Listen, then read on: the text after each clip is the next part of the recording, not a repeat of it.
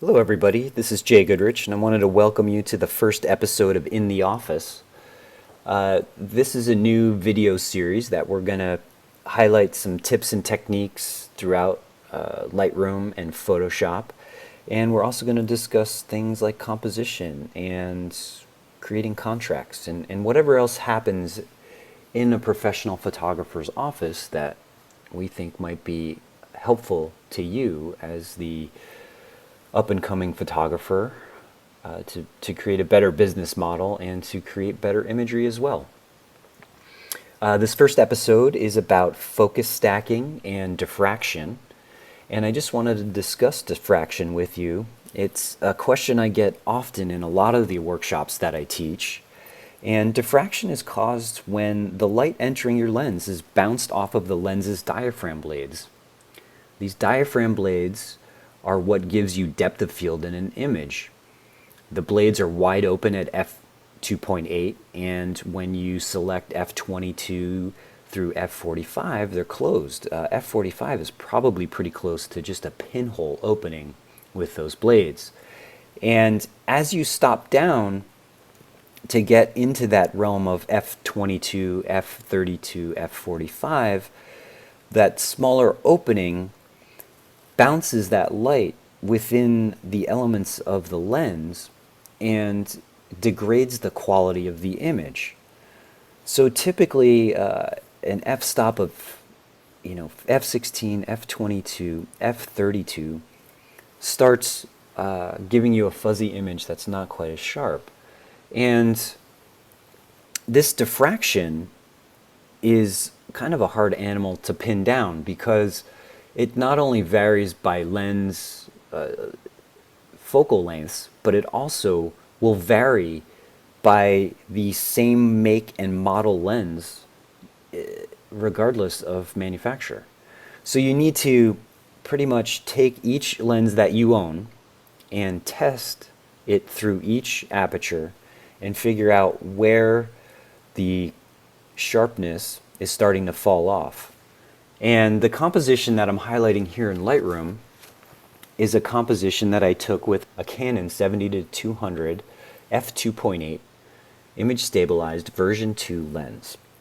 And I have tested and realized that f11 is the point at which diffraction starts truly occurring to the point of degrading image quality in this lens. So I've created a composition here in the White Mountains of California, and I selected aperture f9.0 for the composition.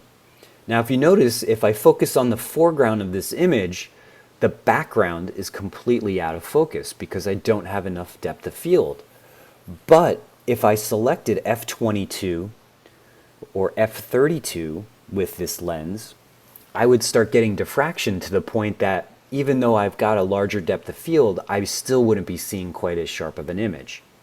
So what I've done is I've selected aperture f9.0 and I focused on my foreground first.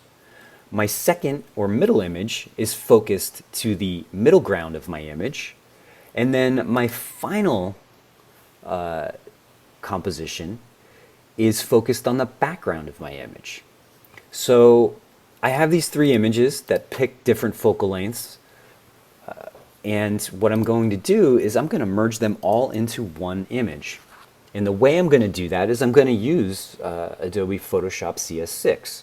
Now there are other third-party softwares available that allow this. The one that comes to mind that's probably the most popular is Helicon Focus.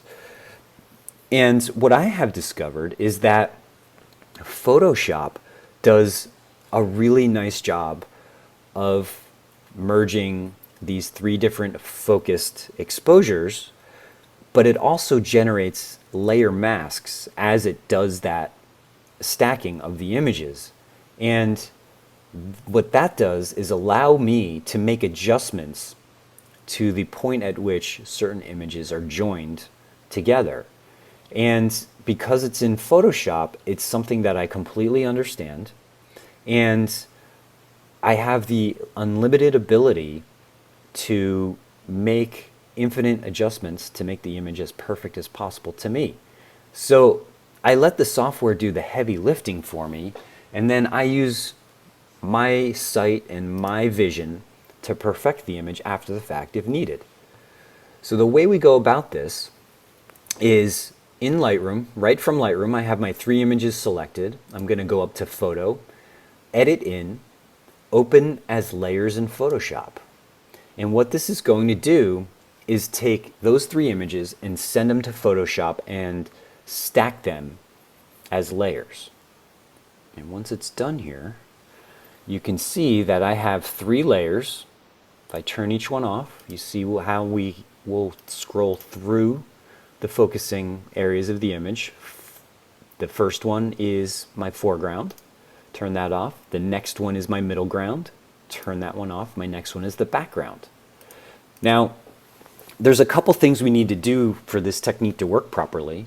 The first thing is I select all of the images, and next I'm going to go up to Edit.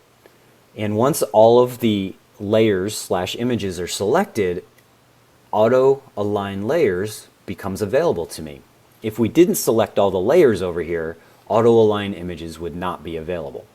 So as that happens, I allow Photoshop to do this automatically. I click OK, and it's going to think here for a second, and all of those layers are now aligned based on the features that Photoshop sees.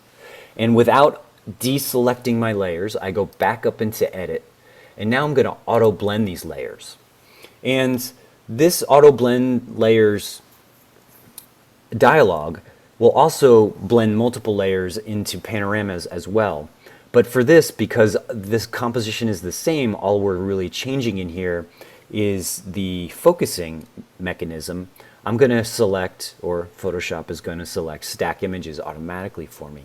I leave seamless tones and colors checked as well. So I click OK. And now Photoshop is going to blend these layers based on the content. And it's looking for the sharpest pixels that it can find. Now once it does this, which is pretty fast, you'll see over here in my layers palette, now I have this set of layer masks attached to my images. So what it has done is it has masked out the blurriest parts of the image and given me the sharpest parts of the image. And if I go into 100%, you can see here that from my foreground, as I scroll through, to my background, or middle ground, sorry, to my background is really sharp. Now it does fall off at the edges, and typically I will crop this information out just by dragging some guides down to give me kind of an area where I want to crop it. And I know that going into it. And if you looked at my original composition, you can see I have some branches and stuff in here that doesn't really matter to me. So I would come in, create a rectangle with my guides, and then crop that information out. The other thing that is going on here is if you look at 100%, here Photoshop has kind of missed the mask of this branch. So there's a technique that I want to employ here, which is myself coming in and brushing this mask so that I get the sharpest area of that branch as opposed to the blurriest. And I'll go through my image at 100% and find all of these little areas that this occurs in and fix them.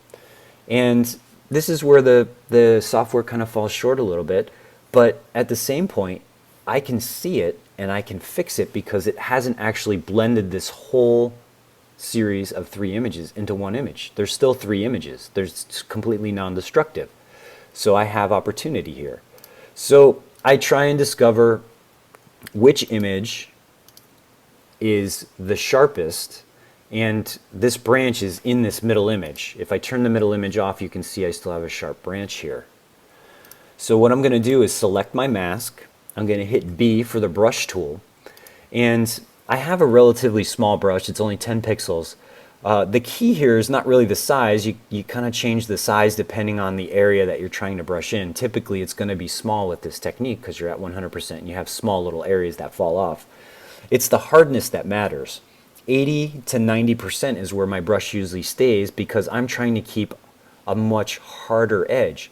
typically when we blend different pieces and parts of images in Photoshop, we want a lot softer of a hardness so that those blend areas don't really get noticed. But here, we're kind of doing the opposite because we want hard edges where all our blends are. The idea here is to have an image that is focused completely from our foreground all the way through our background. So I hope that makes sense. So 80% is my brush, and if I come in here right at the edges of where my mask is kind of gotten screwed up from the automatic version of Photoshop, I can just brush right in and get rid of that blurry area, and you'll see that my sharp mask is coming through. So pretty cool, pretty simple, pretty easy technique, and I'll just go through the entire image, and if I hit the backslash key, I can see my mask in here and see what else I need to pull off of it. And as I just brush in here, hit my backslash key, I'm painting white on. You can see here, foreground, background black. Here is my mask. If I hit my option key, you can see my mask. You can see where I painted in. And now that area of the image is nice and sharp. And I'll go through the entire photo this way wherever I see soft areas like that until I get the image exactly where I want. Now if I screw up and paint in an area like you can see here where I've made all of this blurry and say this was just an accidental stroke, well, if I just switch by hitting the X key, I'll switch my foreground and background colors right here, and I can just repaint back over and fix the mask area where I made a mess. So kind of a neat technique as to how I can use Photoshop to do the heavy lifting on my photo and then come back in manually and touch it up to make the image look exactly the way I want to look at it. And again, because it's generating layer masks here, it's a completely non-destructive workflow, so I haven't actually destroyed any of these images. So looking at my overall image, I'll bring in my guides kind of to the edges of where I have blurry stuff right here. Down here I've got blurries on these edges. Over on this edge I'm blurry about this area. And then once I hit the shortcut C for the crop tool, my crop is set up to snap directly to those images. The cool thing about the new crop tool is it is non-destructive as well. If we have delete cropped pixels checked up here, it would delete that crop, but if we don't have it select, it will allow us to go back into the image and make those adjustments.